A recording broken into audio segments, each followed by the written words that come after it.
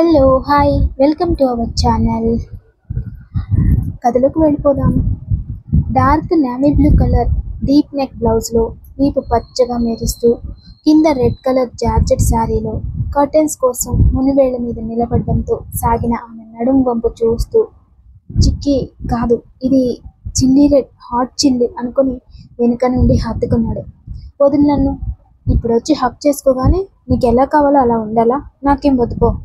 అతని చేతులు విడిపించుకుని మంచం కార్నర్లో మోకాళ్ళు మడిచి కూర్చుంది.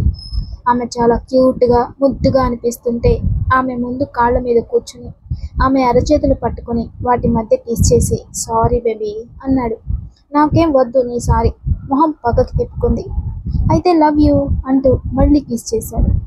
అతని కిస్కి మాటలు కరబవుతుంటే ఇంకొంచెం పైకి జరిగి బెడ్ రెస్ట్ వరకు వెళ్ళి దానికి ఆనుకుని కూర్చుని కోపంగా చూస్తుంది.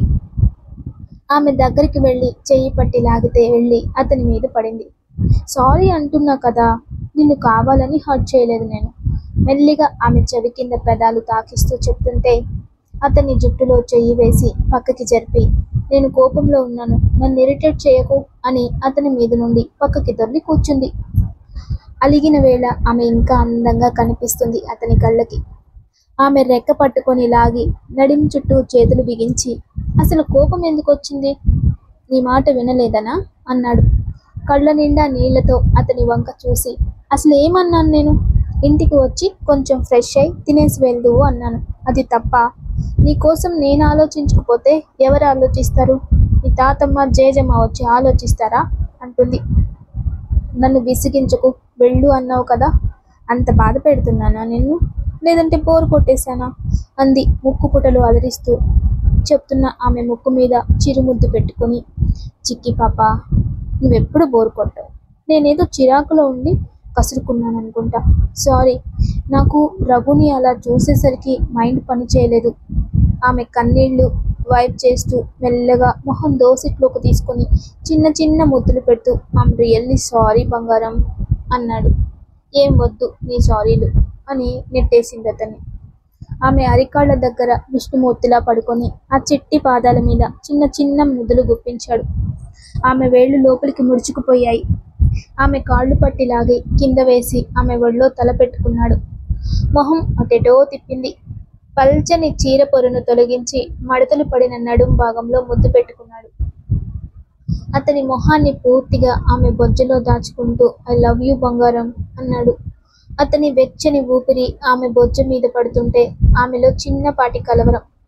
చిన్న చిన్న ముద్దులు తడి ముద్దులుగా మారి మెల్లగా నాభి లోతులు కూడా కొలవడం స్టార్ట్ చేసి ఆమెకి స్టార్స్ అండ్ గెలాక్సీ చూపిస్తూ ఆమెని స్ట్రైట్గా పడుకోబెట్టి ఆమె చెయ్యి పట్టుకొని దగ్గరికి లాక్కున్నాడు.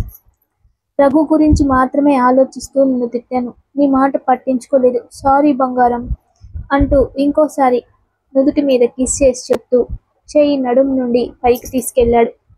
ఉలిక్కి పడి ఇంట్లో అత్తయ్య ఉన్నారు, ఇదేం రాత్రి కాదు, వదులు నన్ను అంది.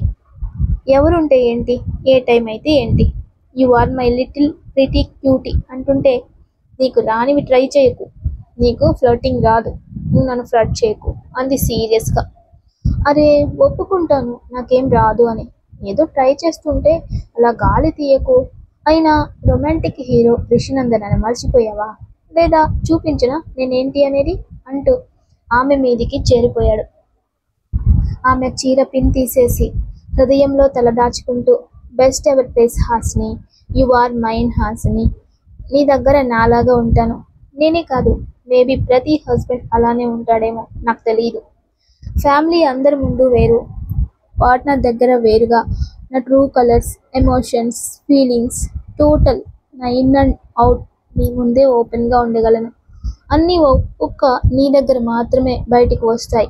We are two souls connected by one heart అన్నాడు కళ్ళు మూసుకొని రిలాక్స్ అవుతూ. అతని ఆన్సర్ కన్విన్సింగ్గా అనిపించిందేమో. మెల్లిగా జుట్టు లోపల చేయి పెట్టి నిమురుతూ ఇంకోసారి కసురుకుంటే ఖచ్చితంగా కచ్చి అయిపోతాను నీతో అంది. కచ్చి వద్దు, కావాలంటే కొట్టు, మళ్ళీ కిస్ ఇవ్వు చాలు అంటూ ఆమె మెడవంపుల్లో కిస్ చేసి బైట్ చేశాడు. కీచుగా అరుస్తూ ఓయ్ ఏంటి నువ్వు అలా కొరికేస్తున్నావు అంటూ లేచి అద్దం ముందు నిలబడి బైట్ మార్క్ చూసుకుంటూ అబ్బా ఎంత మంట అంటూ లోషన్ అప్లై చేసుకుంటుంటే తను అల్లిన మల్లెలు ఇష్టంగా ఆమె తలలో తురుముతూ నైట్కి ప్రిపేర్గా ఉండు బేబీ, ఇంకెక్కువ మార్క్స్ వేస్తాను అన్నాడు. ఇవెక్కడివి అంటుంటే నా స్వహస్తాలతో నా భార్యామణికి నేను అల్లిన మల్లెలు అంటూ చెప్పాడు.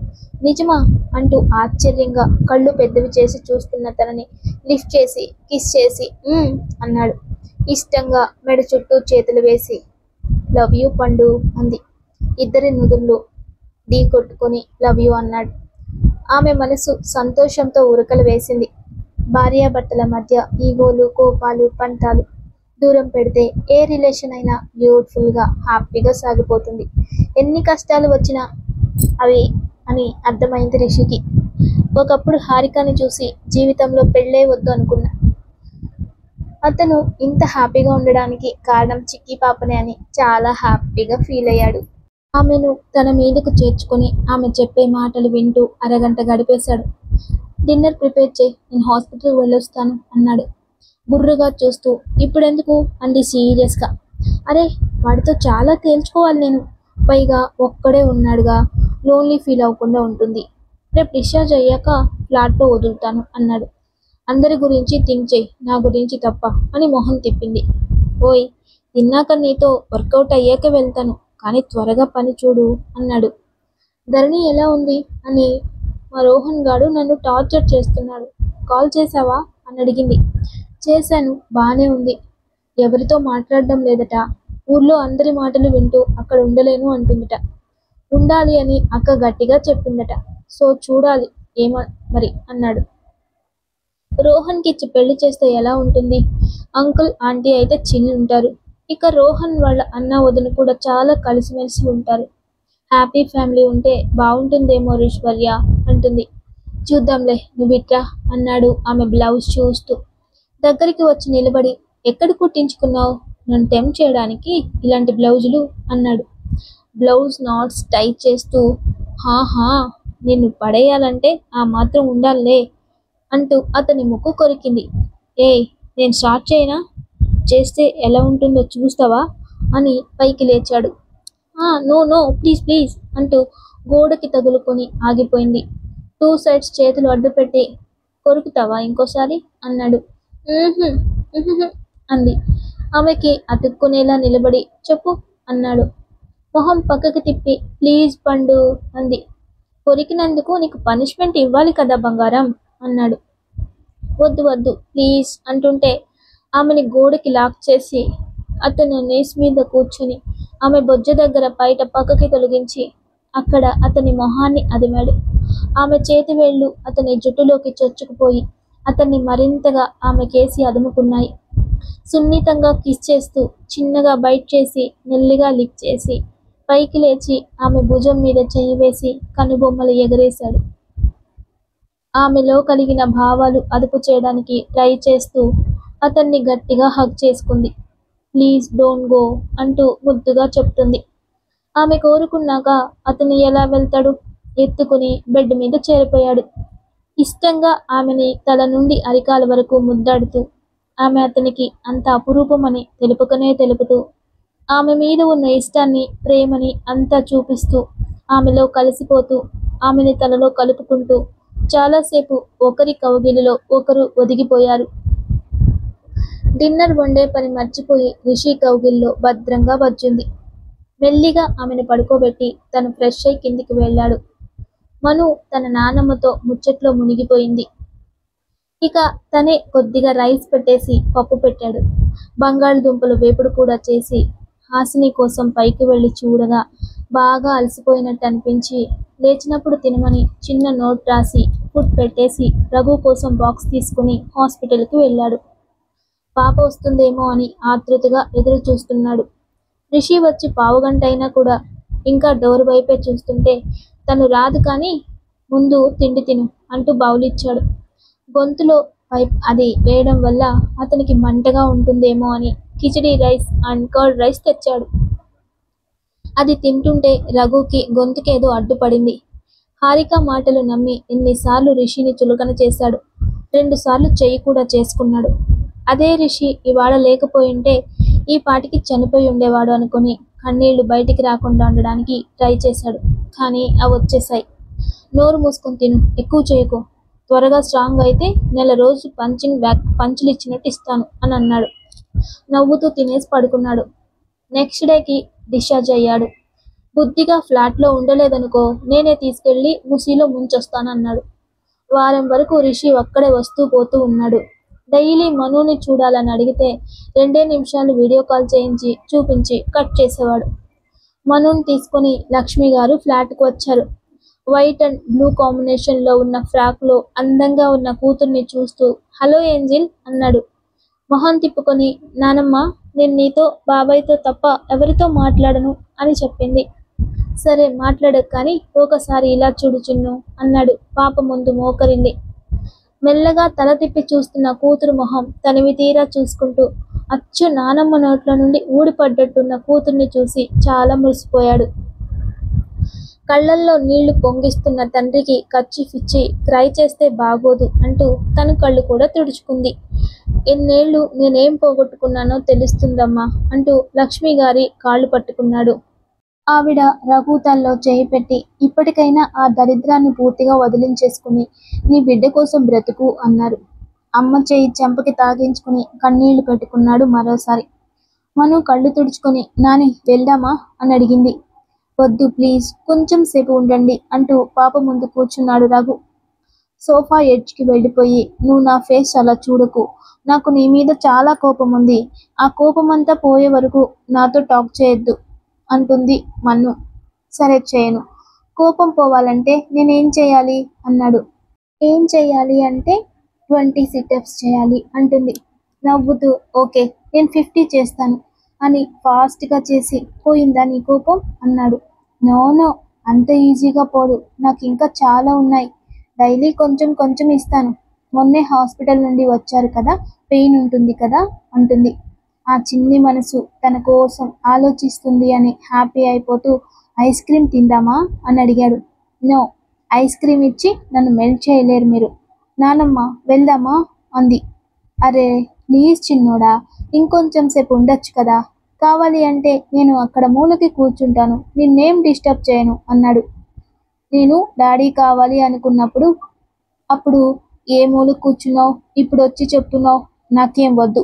నానమ్మ వెళ్దాం పదా అంది కిందికి దిని తన శాండిల్స్ వేసుకోవడానికి ముందుకు వెళ్తూ.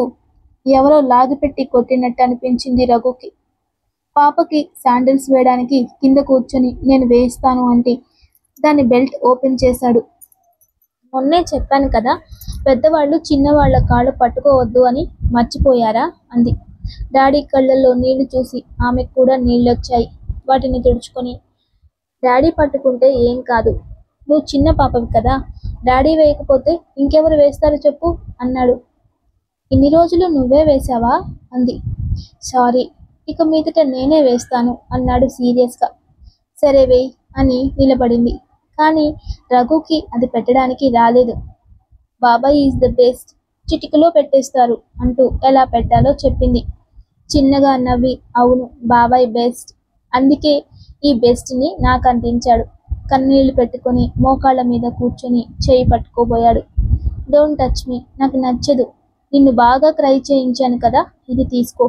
రేపు స్కూల్ 4 o'clock అయిపోతుంది, నీకోసం వెయిట్ చేస్తాను. ఇంతకీ స్కూల్ ఏంటో తెలుసా అడిగింది. బ్లాంక్ ఫేస్తో చూస్తుంటే చూసావా, అందరి పేరెంట్స్ స్కూల్కి వెతికి పిల్లల్ని డ్రాప్ చేస్తారు, నేను నీకు స్కూల్ అడ్రస్ చెప్తున్నాను అని. పోనీలే ఇప్పటికైనా వచ్చావు అంటూ స్కూల్ అడ్రస్ చెప్పి బాయ్ అంది. తను ఇచ్చిన మ్యాంగో బైట్స్ చూసుకొని నవ్వి మరి నేనేం ఇవ్వకూడదా అని అడిగాడు. ఏమిస్తావు నాకు అని అడిగింది. నీకేం కావాలో చెప్పు ఇస్తాను అన్నాడు. గుడ్ డాడీ కావాలి, త్వరగా గుడ్ డాడీ అయిపో అంటూ నాని కమ్ అంటూ చేయి పట్టుకుంది. జనరల్గా ఆ ఏజ్ పిల్లలు ఐస్ క్రీమ్నో చాక్లెట్లో అడుగుతారు. బట్ తన కూతురు డిఫరెంట్. ఇంత మంచి కూతుర్ని వదిలి మూర్ఖంగా ఆ దరిద్రం దాని గురించి వెళ్ళాను అనుకుని ఆమెకి ఒక మిల్కీ బార్ చాక్లెట్ ఇచ్చి అది తీసుకో బేబీ అని దీనంగా అడిగాడు. అది తీసుకుని వెళ్ళిపోయింది. హాసిని తన పప్పాని చూసి చాలా రోజులైందని పప్ప కోసం ఇంటికి వెళ్ళింది. రిషికి ఇన్ఫార్మ్ చేసింది. ఓకే అన్నాడు. కానీ తను కూడా వస్తాను అని అనలేదు. నేను రేపు వస్తాను అంది. సరేమా అంటూ వర్క్ చేస్తున్నాడు. 4 days అయ్యాక రానా అని అడిగింది. సరే నీకు ఎలా నచ్చితే అలా చెయ్యి, నాకు వర్క్ ఉంది అని కట్ చేశాడు. మమ్మీ డాడీతో నైట్ వరకు టైం స్పెండ్ చేసి అల్లుని ముద్దులతో ముంచేసింది. వాడికి ముద్దు ముద్దుగా మాటలు వస్తుంటే అవి వింటూ హ్యాపీ అయిపోయింది. కానీ నైట్కి రిషి కావాలి అనిపించేసింది. అస్సలు ఉండాలి అనిపించలేదు. ఏడుపు వచ్చేస్తుంది. పిల్లాడు ఒక్కసారి రావచ్చు కదా అనుకుంటూ ఉంది. మధ్యలో మహి గారి ఇరిటేషన్ ఒకటి.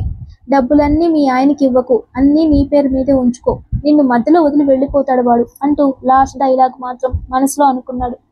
కూతురు ముందంటే కోపం వస్తుంది అని భయం. మరి ఫోన్ చేసింది ఇవాళ ఒక్కరోజు ఇక్కడికి రావచ్చు కదా అని. అప్పటికే నైట్ 11 అవుతుంది. మరి ఆ ఇంటికి రాను అని మహి అంకుల్కి మాట ఇచ్చాడు కదా, ఎలా వెళ్తాడు? నేను రాను, నాకు నిద్ర వస్తుంది అన్నాడు హార్ట్లెస్ హస్బెండ్. అదే ఇప్పుడు మీ అన్న కోసమో ఇంకా వేరే ఎవరి కోసమైనా అయితే వెళ్తావు. పెళ్ళామంటే విలువ లేదు నీకు. నేనే నీ మీద పడి పడి చేసుకున్నాను. ముక్కు చీదుకుంది. ఎవడు పొమ్మన్నాను నేను? అంత ఉండలేకపోతే వచ్చేయాలి కదా. ఈ అర్ధరాత్రి మధ్యలో తరివేంటి నాకు అన్నాడు. ఆ మాత్రం తెలియదులే నాకు. పోబోయ్, నీతో కచ్చి నేను అక్కడికి వచ్చాక నన్ను టచ్ చేస్తే చెప్తా, అస్సలు ఊరుకోను. ఐ హేట్ యూ అంది. కిస్సీ కావాలా? వచ్చేకిచ్చుకుందాం బంగారం, ఇప్పుడు ఇమ్మంటావా అంటూ ఫోన్లోనే కిస్ చేసి కట్ చేశాడు. ఇద్దరి మొహాల్లో అందమైన నవ్వు. పడుకోవడానికి అష్ట కష్టాలు పడుతుంది హాసిని పాప. రోజు రిషి ఛాతీ మీద తల పెట్టుకోవడం అలవాటయింది కదా. మరి అతను పక్కన లేక పిచ్చెక్కినట్టుగా అనిపించింది. ఇన్స్టా ఓపెన్ చేసి రీల్స్ చూడడం మొదలుపెట్టింది. అందరూ న్యూలీ మ్యారీడ్ కపుల్తో చేతిలో చేయి వేసుకుని బీచ్లో నడవడం, రొమాంటిక్ డేట్స్కి వెళ్ళడం లాంటి రీల్స్ వస్తుంటే పాప ముక్కు ఎర్రబడిపోయింది.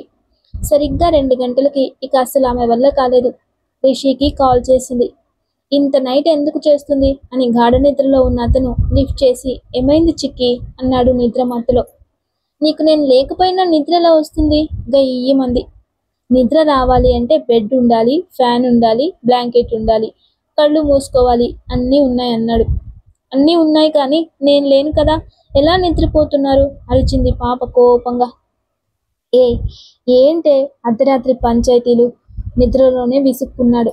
ఇదిగో నన్ను విసుక్కుంటున్నావు. నీకు అసలు నేనంటే ప్రేమ లేదు, పాడు లేదు. ఏదో నేను ఏడుస్తాను అని పెళ్లి చేసుకున్నావు అంతే. నిజంగా నీకు ఇష్టం లేదు, ఏదో కవర్ చేస్తుంటావు అంతే అంది. హాసిని, ఏమైంది బంగారం అన్నాడు. ఏం కావాలి? డ్రగ్ లాగా అడిక్ట్ అయిపోయావు. నిద్ర రాక చస్తున్నా. అక్కడ నువ్వేమో నీ బామ్మది గాడిని పక్కలో వేసుకొని పడుకున్నావు. మండిపోతుంది నాకు ఇక్కడ, పళ్ళు పటపటా కొరుకుతూ అంది. చల్లార్చుకోపో అన్నాడు. నువ్వురా, చల్లార్చిపోదు అంది. ఏంటి ఆ పిచ్చి మాటలు? నీతో కాక ఇంకెవరితో మాట్లాడతానో? నాకు నిజంగా నిద్ర రావడం లేదు రిషి అంటుంది. నాకైతే ఫుల్గా నిద్ర వస్తుంది. నువ్వు లేవని ఉన్న వర్క్ అంతా కంప్లీట్ చేశాను. చాలా అలసిపోయాను. గుడ్ నైట్ బజ్జో బేబీ అంటూ కాల్ కట్ చేశాడు. ఇదిగో కాల్ కట్ చేసావనుకో బాగోదు చెప్తున్నా. పో, ఎవడు పొమ్మన్నాడు నిన్న అక్కడికి? ఇవాడంతా నాకు పస్తు పెట్టేశావు, మళ్ళీ నా మీదే అరుస్తున్నావు. అతని వాయిస్ రేజ్ అయ్యేసరికి ఆమెకి సన్నటి వెక్కిళ్ళు వచ్చేసాయి. అరే చిక్కిగా, ఏమైంది అన్నాడు. నాకు నిజంగా నిన్ను మిస్సింగ్ ఫీలింగ్ చాలా ఉంది. నువ్వేమో అర్థం చేసుకోవు. ఇక్కడికి వస్తే నీ ప్రెస్టేజ్ అంతా పడిపోతుంది అన్న రేంజ్లో బిల్డప్ ఇస్తున్నావు. I hate you. నువ్వేం వద్దు నాకు. పో, నాతో ఏం మాట్లాడద్దు. నువ్వు హేట్ యూ రిషినందన్ అంటూ కట్ చేసింది. దేవుడా, పెళ్ళాలంతా ఇలాగే ఉంటారా, లేక నా ఒక పెళ్ళామే ఇలా ఉందా అనుకొని తల విదిలించి బెడ్ మీద బోర్లా పడుకొని కాళ్ళ మధ్య దిండు పెట్టుకొని అటు ఇటు దొర్లాడు. 1/2 గంట దొర్లినా నిద్ర పోయింది కానీ తిరిగి రాలేదు. ఇంకేముంది, లేచి షర్ట్ వేసుకున్నాడు. కార్ కీస్ తీసుకుని బయటికి వెళ్ళాడు. 1/2 గంటలో ఫాస్ట్గా కార్ హాసిని ఇంటి దగ్గర ఆపి ఆమెకి కాల్ చేశాడు. అప్పటికే బెడ్ మీద పడుకొని తిట్టుకుంటున్న తను కాల్ లిఫ్ట్ చేయలేదు. ఒక 10 సార్లు చేశాడు. అప్పుడు విసుగ్గా లిఫ్ట్ చేసి, ఏంటి అంది కోపంగా. బయటికి రా అన్నాడు. వాట్ అంది గట్టిగా. అరవకుండా బయటికి రా, వెయిట్ చేస్తున్నా అన్నాడు. నిజమా? మళ్ళీ అరిచింది. అరవద్దు అన్నాను కదా, త్వరగా రా అనగానే దిగ్గున లేచింది. అద్దంలో తనని తాను చూసుకుంది. చీరలు ఏం తెచ్చుకోలేదని ఇక్కడే ఉన్న స్కర్ట్ అండ్ టాప్ వేసుకుంది. హైపోనీ వేసుకుని నీస్ దాటి కిందికి ఉన్న రెడ్ స్కర్ట్ అండ్ బ్లాక్ టాప్లో నడుస్తూ వస్తుంటే రిషి కళ్ళు నలుపుకున్నాడు. God, she is damn cute. ఇప్పటికీ కాలేజ్ గర్ల్ అంటే నమ్మొచ్చు, అలా ఉంది తను అనుకున్నాడు. కార్ డోర్ ఓపెన్ చేసుకుని కూర్చొని అతని వైపు తిరిగి, ఎందుకొచ్చావు ఇంత రాత్రి? ఎవరైనా తిరుగుతారా? అలసిపోయానన్నావు, మళ్ళీ కార్ ఎందుకు తీసావు? డ్రైవ్ చేస్తే అలసిపోవా అంది. ఏ మెంటల్, ఇప్పటి వరకు రాలేదు అని సావగొట్టావు, మళ్ళీ ఇప్పుడేంటి అన్నాడు పూర్తిగా ఆమె వైపు తిరిగి. నీలిరంగు టీషర్ట్, వైట్ ప్యాంట్ వేసుకున్నాడు. నిద్రలో నుండి లేచి మొహం కడుక్కొని వచ్చాడు. ఫేస్ వాష్ స్మెల్ వచ్చింది. ఓయ్, సోప్ వాడకుండా నా ఫేస్ వాష్ ఎందుకు వాడావు? ఇది అడిగేదానికా అక్కడి నుండి రప్పించావు అన్నాడు కనుబొమ్మలు ఎగరేసి. అంటే కాదు కానీ అంటూ మళ్ళీ ఏదో గుర్తు రాగానే, నీకు నిద్రలా పట్టింది అని అడిగింది. నడుం దగ్గర స్కర్ట్ పట్టుకొని లాగి ఒక చేత్తో చెయ్యి పట్టి లాగి అతని మీద వేసుకున్నాడు. ఓయ్, నా స్కర్ట్ ఏం చేస్తున్నావు అంది కంగారుగా. ఆమె కాలర్ బోన్ మీద కిస్ చేసి, ఇంకోసారి డాడీ అయిపోతాను అంటే కొరుకుతాను. వెళితే మార్నింగ్ వెళ్ళి నైట్కి వచ్చేయాలి, గుడ్ గర్ల్ లాగా.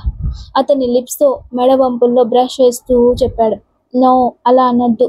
నువ్వు వెళితే నేను నీకోసం వస్తాను అనాలి. అంతే. లేదు పాపా, నేను రాను, నాకు ఆ ఇంట్లో నిద్ర రాదు పాపా అంటూ చెవి మీద కిస్ చేశాడు. రాదంటే రాదు, ట్రై చేస్తే వస్తుంది. అయినా పెళ్ళికి ముందు ఒకరోజు ఉన్నావుగా అంది. ఏయ్ చుప్, ఆపు ఈ బగ్ బగ్ అంటూ స్ట్రాబెర్రీ జెల్లీస్ లాగా ఉన్న లిప్స్ కోసం ముందుకొస్తుంటే నాకేం వద్దు అంది. సరే అయితే మళ్ళీ కిస్సీ కావాలి రిషివర్య అన్నావనుకో వీప్ మీద గుద్దుతాను అన్నాడు. మూతి తిప్పింది. ఆ నైట్ ఆమెతో డ్రైవ్కి వెళ్ళి స్ట్రీట్ ఫుడ్ తినిపించి తిరిగి తనని వాళ్ళ ఇంటి ముందు డ్రాప్ చేశాడు. మళ్ళీ ఇక్కడికే తెచ్చి ఎందుకు ఆపావు అని మళ్ళీ గోడలు మొదలుపెట్టింది. ఆమె లాగి తన హనీ లిప్స్ పీస్ చేసి ఇంకా ఆమె అడిగిన చోటు కూడా కిస్ చేసి, మార్నింగ్ వస్తాను, రెడీ అయ్యుండు, ఇప్పుడు తీసుకెళ్తే మీ మమ్మీ డాడ్ ఫీల్ అవుతారు అన్నాడు. I don't want to leave you. చిన్న పిల్లలాగా అతని మీద కూర్చొని గారాలు పోతుంది. హాస్ని, రిషినందన్, ఏయ్ పేరు పెట్టి పిలుస్తున్నావు, బాగా ఎక్కువైంది నీకు. చెవి పట్టుకున్నాడు. నువ్వు పిలిచావు కదా మరి.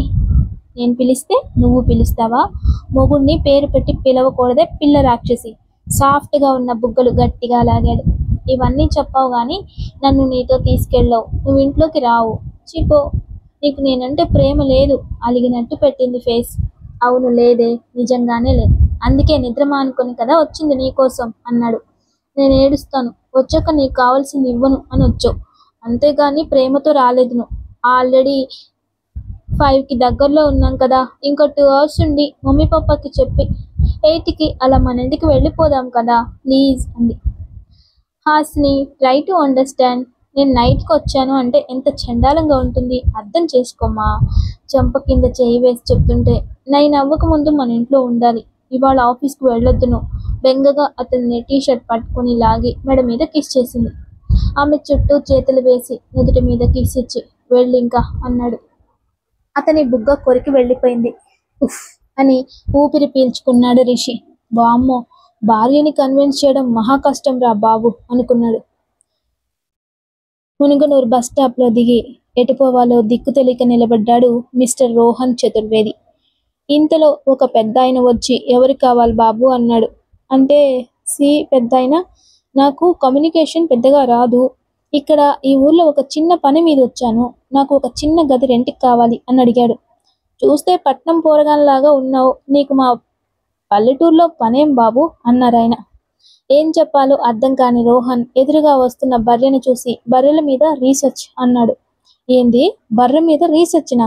ఓ ఎల్లయ్య, మల్లయ్య, పుల్లయ్య, ఈ పోలగాడు బర్రెల డాక్టర్ అంట అన్నాడు ఆ పెద్దాయన. హే చిచి, కాదు కాదు అంటూ ఏం చెప్పాలో అర్థం కాక, అంటే ఓల్డ్ మ్యాన్, బర్రె ఏం తింటుంది, ఎంత పాలిస్తుంది, ఎన్ని దూడలు పెడుతుంది అనేది చూడ్డానికి వచ్చాను అన్నాడు.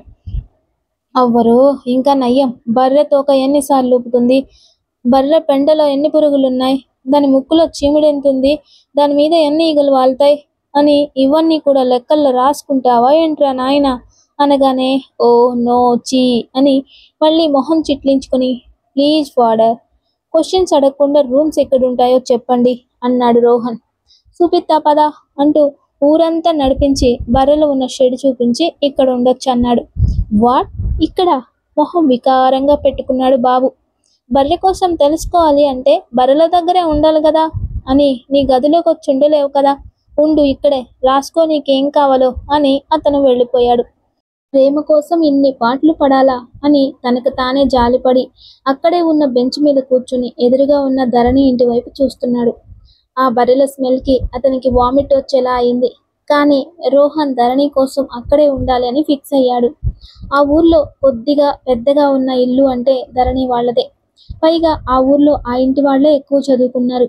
ధరణి వాళ్ళ నాన్న ఊరికి ఎన్నో మంచి పనులు చేశారు. వాళ్ళ అమ్మగారు ఆడవాళ్ళకి మంచి అవగాహన కల్పిస్తారు. మహిళలకి చిన్న చిన్న పనులు నేర్పి వాటి ద్వారా డబ్బులు ఎలా సంపాదించాలి అని నేర్పుతూ ఉంటారు. ఉండేది ముగ్గురే అయినా నిత్యం ఆ ఇంట్లో ఎవరో ఒకరి రాకపోకలు జరుగుతూనే ఉంటాయి. ధరణి అక్కడి నుండి వచ్చేశాక ఒక 10 రోజులు మను కోసం ఏడుస్తూ అన్నమే తినలేదు. తనకి రఘు వద్దు కానీ పాప కావాలి అంటే ఎవరిస్తారు? రఘు మీద కోపం, అసహ్యం ఉన్నాయి. మరి అతని బిడ్డ మీద ప్రేమ ఎలా పెరిగిందో తెలియదు. రాధిక గారు చాలా రకాలుగా చెప్పారు పాపని మర్చిపోవడమే మంచిది అని. కానీ అంత ఈజీగా మర్చిపోలేదు కదా. ఎక్కడున్నా తన బిడ్డ బాగుండాలి అని కోరుకుంది. కొంచెం కొంచెం తన బాధ మర్చిపోయి ఊర్లో పిల్లలకి చదువు చెప్పడం స్టార్ట్ చేసింది. పెద్ద మామిడి చెట్టు కింద కూర్చొని పిల్లలకి డౌట్స్ ఉంటే చెప్తుంది. ఎల్లో బ్లూ మిక్స్ అయిన కాటన్ చీర కట్టుకుంది. చీరలో చాలా చక్కగా ఉంటుంది. చూడ్డానికి 2 కళ్ళు చాలలేదు రోహన్కి. ఇప్పుడు ఆ బర్రెల వాసన కూడా సుగంధ పరిమళం లాగా అనిపిస్తుంది అతనికి. ఈ సీన్తో ఈ పార్ట్ కంప్లీట్ అయిపోతుంది. Love you all. Thank you.